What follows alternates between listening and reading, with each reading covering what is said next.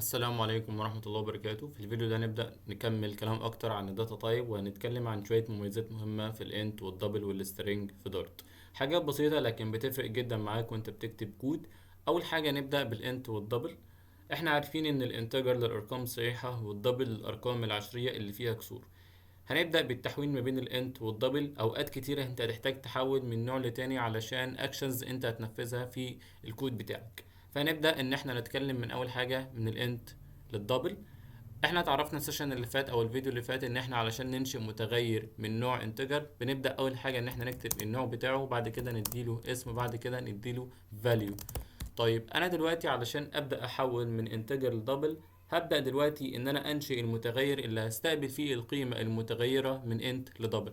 فاقول دبل وليكن اكس، وبعد كده المتغير الانتجر هبدأ ان انا احط هنا واقول دوت تو دبل. التو دبل ديت هي دالة موجودة في دارت جاهزة في الانتجر علشان تحول الانتجر لدبل. طب يعني ايه دالة؟ دالة هي مجموعة من الأوامر بتبقى موجودة في دارت علشان استخدم الدالة دي جاهزة. زيها بالظبط زي لما تكون في البيت وعايز مثلا تشغل كوبس النور. كوبس النور ده هو الدالة، لكن الأوامر اللي معمولة بيه هي السلوك اللي موجودة في الحيطة. انت ما بتشوفش السلوك دي، ولكن انت بتستخدمها جاهزة عن طريق اللي انت تضغط على الكوبس. فده مصطلح الدالة. انت مش مهم تفهم غير الدالة ديت بالمثال اللي انا شبهته لك ده، ولكن احنا نتعمق اكتر ان شاء الله في الدالة لما تيجي وقتها. طيب انا دلوقتي لو انا جيت اطبع الاكس وعملت رن، فهو هيطبع لي 23.0، فهو حول لي الرقم الصحيح بتاعي لرقم عشري. طيب انا دلوقتي لو انا عايز احول بقى من رقم دبل لرقم انتجر اعمل ايه؟ انا دلوقتي هنشئ المتغير الدبل اللي انا عايز احوله، اقول مثلا برايس واديله مثلا 19.9 بالشكل ده كده. والمتغير ان انا عايز احوله من دبل انتجر، هبدأ ان انا انشئ القيمة اللي انا هخزن فيها الدبل بعد ما تتحول في قيمة انتجر، اسميها مثلا واي. بعد كده اقول برايس دوت تو انت، وده نفس الكلام تو انت. هي طبعا احنا كاتبين برايس غلط، هنقول تو انت. والتو انت هنا هي دالة موجودة في الدبل، وظيفتها ان هي تحول من القيمة الدبل للقيمة الصحيحة اللي هي القيمة الانتجر. طب لو احنا جينا نطبع الواي هيطبع 19 بس، مش هيطبع 19.9. فهو وظيفته دلوقتي ان هو التو انت وظيفتها ان هي تحول الرقم العشري لرقم صحيح، فكل اللي عملته ان هي حذفت البوينت 9 اللي كانت موجودة في ال 19. طيب في بعض الخصائص موجودة في الانتجر بتميزها شوية عن الدبل، واللي هي ايه؟ انا دلوقتي وليكن انا عندي انت اكس بتساوي وليكن 8. انا دلوقتي عايز مثلا اشوف، احنا ممكن نهمش الكلام ده بقى. مثلا انت 8، انا عايز اشوف العدد ده زوجي ام فردي. فانا دلوقتي عندي ميزتين شويه موجودين في الانتجر، ولو قلت اكس دوت ات از ايفن وعملت رن، هيبدا ان هي يرجع لي قيمه ترو. ليه ترو؟ لان دلوقتي بقول له هل الاكس رقم ايفن، هل الاكس رقم زوجي؟ قال لي ترو. طيب لو التمانية دي 7، وانا دلوقتي بتشيك هل الاكس ده زوجي وعملت رن، هيطبع لي فولس. ليه فولس؟ لان السبعة رقم فردي. طيب ننتقل بعد كده للسترينج. والسترينج هو في دارت قوي جدا ومش مجرد تكست بتكتبه وخلاص. في شوية مميزات بتبدأ ان انت تعرفها علشان يساعدك في كتابة او ان انت تتعامل مع الاكشنز اللي بتحصل في السترينج وانت بتكتب كود. احنا دلوقتي مثلا علشان نكتب متغير من نوع سترينج بنبدأ ان احنا نكتب سترينج اول حاجة، وبعد كده نديلها اسم، وليكن مثلا نسميه فيرست، ونقول مثلا خالد بالشكل ده كده. ممكن برضو نعمل نفس الكلام، ننشئ متغير تاني نسميه لاست بالشكل ده كده، ونقول مثلا هنا كمال بالشكل ده. طيب انا دلوقتي لو عايز ادمج الاسمين دول، فبقول برنت بالشكل ده، واقول فيرست اللي هو اول استرنج عندي، بعد كده بقول بلس وافتح سنجل كوتيشن بالشكل ده، واقول لاست. كل اللي انا عملته في البرنت هنا ان انا جبت المتغير الاولاني اللي هو شايل قيمه اسمها خالد، وجبت اللاست التاني اللي هو شايل السترنج التاني اللي هو اسمه لاست اللي شايل فاليو اسمها كمال، وبعد كده عملت برنت وقلت بلس وفتحت هنا سنجل كوتيشن علشان يدمج لي الاسمين مع بعض. فانا دلوقتي لو جيت عملت رن هيطبع لي خالد كمال بالشكل ده. فده بالنسبه ان انا ادمج نصين. تاني حاجة عندنا، انا دلوقتي اتعلمت ان انا اعمل ميرج. بعد كده عندي حاجة اسمها انتربوليشن، ودي الطريقة الاحترافية والافضل عموما في السترينج. طب هي عبارة عن ايه؟ تخيل دلوقتي ان انا دلوقتي عندي ايه سترينج اسمه نيم، وشايل فاليو مثلا اسمها خالد، وعندي مثلا متغير من نوع انتجر مسميه ايدج واخد مثلا فاليو 23.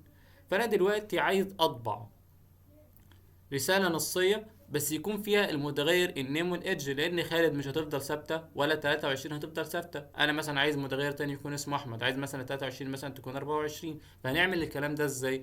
اول حاجة هنقول برنت مثلا، ممكن نطبع رسالة تكون ثابتة، نقول مثلا ايه my name is، ونقول مثلا عايز المتغير ده يطبع القيمة اللي فيه مهما اتغيرت، فنقول هنا دولار ساين. والدولار ساين بتكتبها ازاي؟ بتضغط شيفت ورقم 4 فوق في الكيبورد، فبيبدأ بعد ما تكتب الدولار ساين بيبدأ يأكسس لك على المتغيرات اللي انت كاتبها عندك في الكود. فانا عندي هنا المتغيرات الايدج والنيم، فانا عايز احط هنا النيم.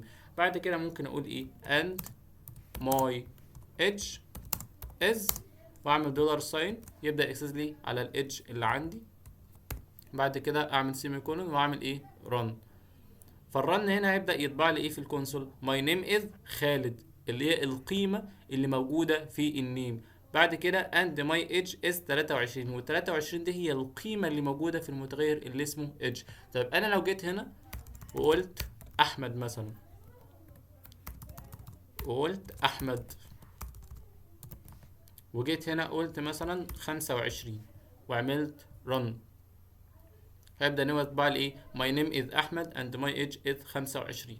فكل الموضوع هنا ان الدولار ساين بيخلي ان هو يطبع القيمة اللي موجودة في المتغير ان انا بستدعيه في البرنت او في اي مكان عموما.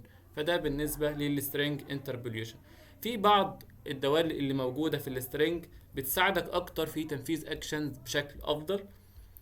اول حاجة نبدأ ان احنا نتعرف عليها، مثلا ممكن نسيب ده كده ونبدأ ان احنا نعمل الدوال ديت على السترنج اللي اسمه نيم. انا دلوقتي لو عايز اعرف الطول او السايز بتاع احمد ده هنعرفه ازاي؟ اول حاجة نقول النيم دوت لينس. اللينس ده بيجيب لي السايز بتاع مين؟ بتاع احمد. فاحمد ده مكون من كام حرف؟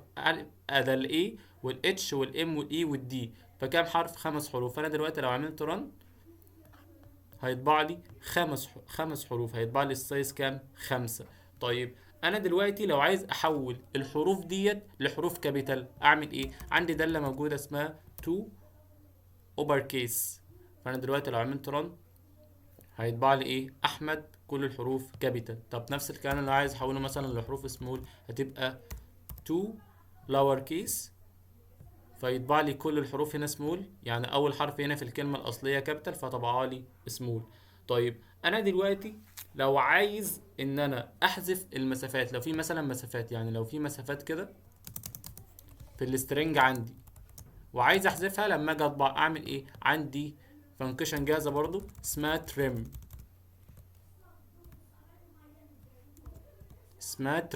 تريم ديت هي مسؤوله عن ان هي تطبع السترنج بس تحذف المسافات لو موجوده فيه بالشكل ده كده.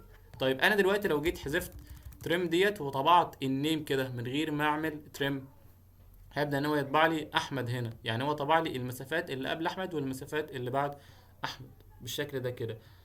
طيب عندي اخر داله موجوده في السترنج، وانا دلوقتي لو عايز ابحث عن حاجه موجوده في السترنج، لو عايز ابحث عن تكست موجود في السترنج، يعني دلوقتي لو جيت كتبت هنا في السترنج مثلا وقلت my name is خالد كمال، وجيت دلوقتي عايز مثلا ابحث عن مثلا اي كلمه موجوده هنا، وليكن مثلا اقول contains، والكونتينز دي المسؤوله عن البحث في السترنج اللي عندي، وليكن قلت is. هل از دي موجودة عندي؟ لو از موجودة عندي هترجع لي ترو، لو مش موجودة هترجع لي فولس. فمثلا هنا رجع لي true لان is هنا موجودة في التكست بتاعي. طيب انا دلوقتي لو قلت مثلا kh، او مثلا ممكن نقول ايه، ممكن نقول وليكن مثلا اسم، اي اسم، نقول مثلا رامي. هل رامي موجود عندي في السترنج؟ لا. فلو عملت هنا run هيرجع لي false.